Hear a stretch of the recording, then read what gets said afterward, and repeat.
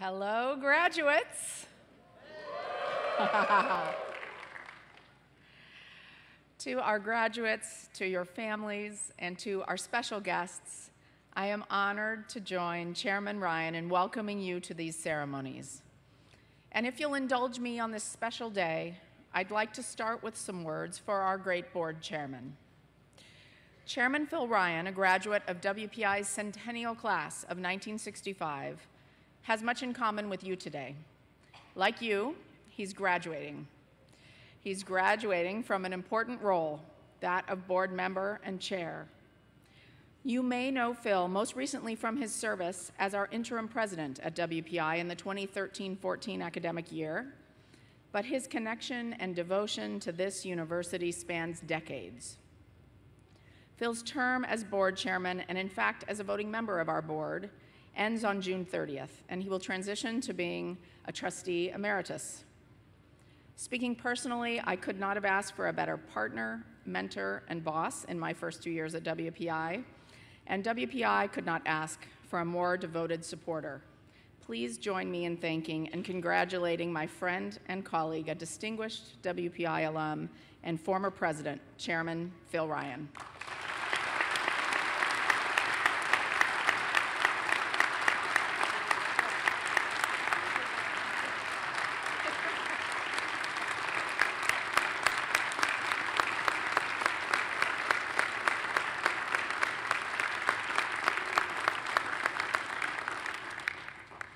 And now on to all of you.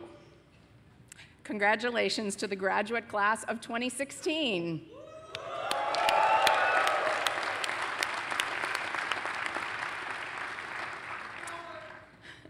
I am so honored and excited to share this day with you and your families.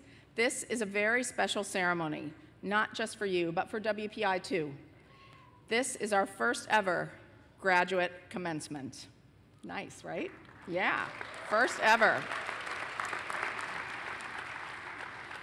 And it comes at a critical and important moment in our history, one that allows us the opportunity to recognize the importance and prominence of our graduate programs, to honor the vital role that research and discovery plays in our work, and to celebrate those of you who have devoted significant time and effort to continue your education and reach this exciting milestone. Our graduate programs have grown significantly since 1898, when 5 esteemed WPI students received their master's degrees.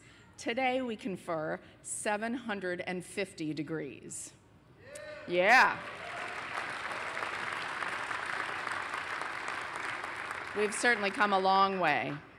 And as an institution, we will continue to expand and elevate our graduate programs, those that you represent today across science, engineering, and business, and new programs that cut across traditional disciplines, because we all know that the global challenges we face, be they in global health or cybersecurity, environmental change, or technological disruption, these challenges require us to work across disciplinary boundaries.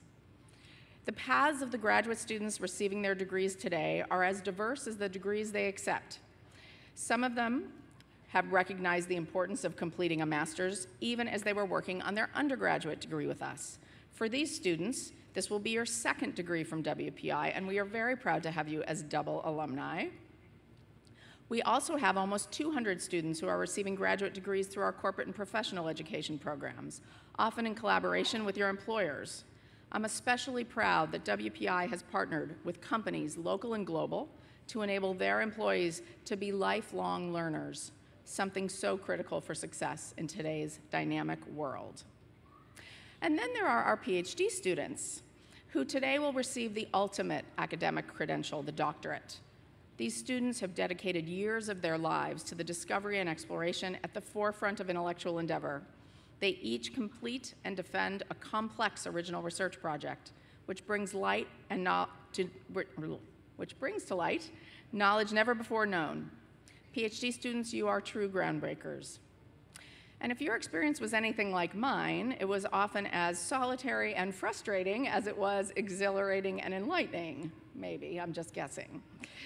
Pursuing a graduate degree, especially a PhD, is an intense and focused experience. For me, that experience took place at Caltech in a tiny little lab under the stairs in the basement of a building. No windows, a sloped ceiling. It was literally under the stairs. It was about the size of a not very big walk-in closet. I spent 4 years of my life in this tiny windowless lab under the stairs, meticulously extracting water from meteorites and using it to try to understand the possibility of Mars being a habitable planet. And I have to say, it was great. We would go when we'd get some new data, and we'd go to a conference. And there at that time were about 24 other scientists around the world working on the same meteorites I was working on. And we'd go to these conferences and we'd fight it out about whose data was right. And it was great. And I thought, wow, this is pretty good. We're really at the forefront of new knowledge here. And that all evolved for me on, actually it'll be 20 years this August. And in August of 1996, I got a call from a reporter saying, you know, tomorrow, you know those meteorites that you used to that you've studied? Tomorrow, a group of scientists from NASA are going to announce that they think they might have found fossils in one of those meteorites. It's a meteorite from Mars, so therefore they think there was life on Mars. Some of you may remember this. Most of you students were probably too young. 1996, life on Mars. And she said, do you want to comment on this? And I said, well, even then, as a postdoc, I said, you know, I haven't read the paper. I couldn't possibly comment. I don't really, you know, I'm not familiar with the work. And I hung up the phone, and I remember thinking, well, maybe there'll be a few more people in the room at the next conference. This is kind of interesting. I don't know what's going to happen. Well, what happened was, the next day, it was literally the headline on every newspaper in the entire world, Life on Mars.